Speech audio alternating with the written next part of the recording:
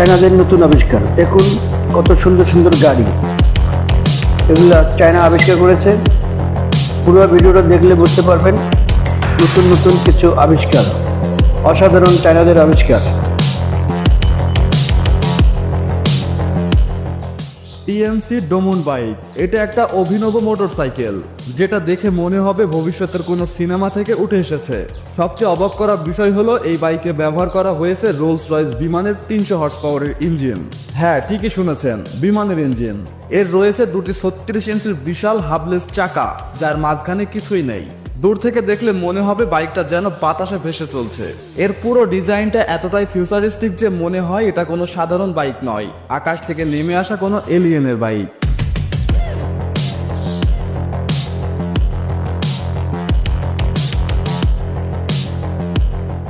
এই ইউনিক গাড়িটি তৈরি করেছে বিখ্যাত ডিজাইন কোম্পানি ইউনাইটেড নুব।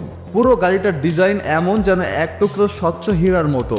গাড়ির চারপাশ জুড়ে আছে ত্রিভুজের মতো ধারালো পলিগোনাল ডিজাইন, আর এই ডিজাইন বানানো হয়েছে পলিকার্বনেট দিয়ে।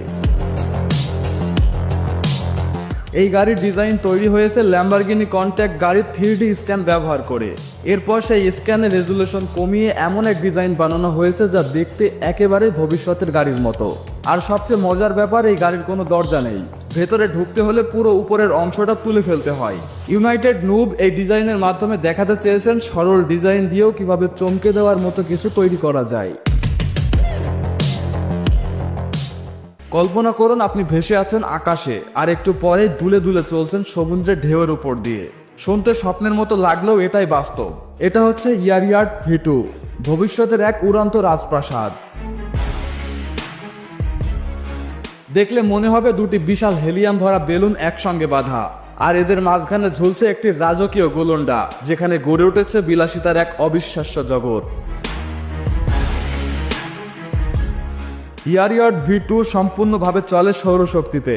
এতে রয়েছে 8টি কন্ট্যাক্ট রোটিং রোটার, যেগুলো একসাথে এই দানবীয় যানটিকে আকাশে ভাসিয়ে রাখে।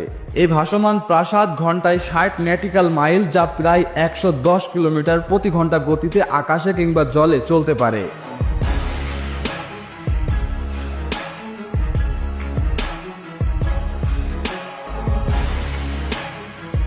এটা দেখতে ভবিষ্যতের কোনো সাইফাই মুভির যান মনে হলেও এটা বাস্তবের এক সুপার ইয়ট।